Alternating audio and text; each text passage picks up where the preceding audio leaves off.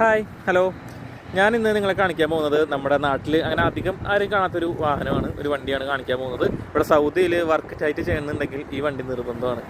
അപ്പോൾ സൗദിയിൽ ഇത് എല്ലായിടത്തും ഉണ്ടാകും. അപ്പോൾ എൻ്റെ ബാക്കിൽ കിടക്കണം ആ വണ്ടി കണ്ട, ടെലിസ്കോപ്പിക് മാൻ ലിഫ്റ്റ് എന്നാണ് എൻ്റെ പേര്. കൂടുതൽ ഞാൻ കാണിച്ചു തരാം. ഈ ഒരു ടവറിൻ്റെ വർക്കിന് വേണ്ടിയാണ് ഈ വണ്ടി ഇവിടെ വന്നിരിക്കുന്നത്. ഈ ടവർ അത്ര ചെറിയ ടവറൊന്നുമല്ല, നല്ല ഹൈറ്റ് ഉണ്ട്, ഏകദേശം 10 നില വരും.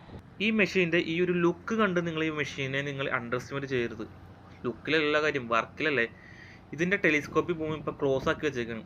ഇതൊന്ന് എക്സ്പാൻഡ് ചെയ്താൽ ഈ ടെലിസ്കോപ്പിക്ക് ഏകദേശം 10 നിലയുടെ മുകളിൽ വരെ എത്തും. അപ്പോൾ നിങ്ങളൊന്ന് ഇമാജിൻ ചെയ്ത് നോക്ക് ഈ ഒരു മെഷീൻ്റെ ഒരു ഹൈറ്റ്. ഇത് ഫുൾ വർക്ക് ചെയ്യുന്നത് കണ്ടോ ഹൈഡ്രോളിക് പമ്പിൽ നിന്ന് വരുന്ന പൈപ്പുകളാണ് നിങ്ങൾ കാണുന്നത്. ഇത് വർക്ക് ചെയ്യുന്ന സമയത്ത്, അതായത് ഓപ്പറേറ്റ് ചെയ്യുന്ന സമയത്ത് ഇതിൻ്റെ 4 വീലും 4 ഭാഗത്തേക്ക് ഇത് എക്സ്പാൻഡ് ചെയ്യും, കാര്യം കൂടുതൽ സ്റ്റെബിലിറ്റിക്ക് വേണ്ടി. ഈ കാണുന്നതെല്ലാം ഇതിൻ്റെ ഹൈഡ്രോളിക് പമ്പിൽ നിന്ന് വരുന്ന പൈപ്പുകളുണ്ടോ. ഈ ചെറിയ ബാസ്ക്കറ്റ് സ്പേസിലാണ് ഇതിൻ്റെ ഓപ്പറേറ്റർ ഇത് ഓപ്പറേറ്റ് ചെയ്യുന്നത്.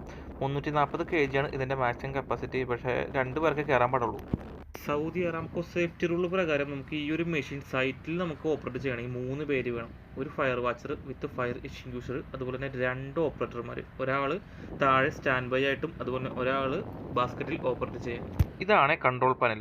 ആ ഗ്രീൻ ആരോ പ്രസ് ചെയ്താണ് ഈ മെഷീൻ ഓരോ ഡയറക്ഷനിലേക്ക് നമ്മൾ കൺട്രോൾ ചെയ്യുന്നത്. ഈ ഒരു ടവറിൻ്റെ വർക്കിന് വേണ്ടിയാണ് ഇപ്പോൾ ഈ ഒരു മെഷീൻ ഇവിടെ വന്നിരിക്കുന്നത്. ആ ഒരു ടവറിൻ്റെ ആ ഒരു ഹൈറ്റ് വെച്ച് നിങ്ങൾ ഒന്ന് കാൽക്കുലേറ്റ് ചെയ്ത് നോക്കുക. അപ്പോൾ നിങ്ങൾക്ക് മനസ്സിലാവും ഈ ഒരു മെഷീൻ്റെ ഹൈറ്റ്. ഈ വണ്ടി നിങ്ങൾ നാട്ടിലെവിടെയും കണ്ടില്ലെങ്കിൽ ഒന്ന് കമൻറ്റ് ഇട്ടേക്കണേ. ഞാനിത് ആദ്യമായിട്ടാണ് കാണുന്നത്.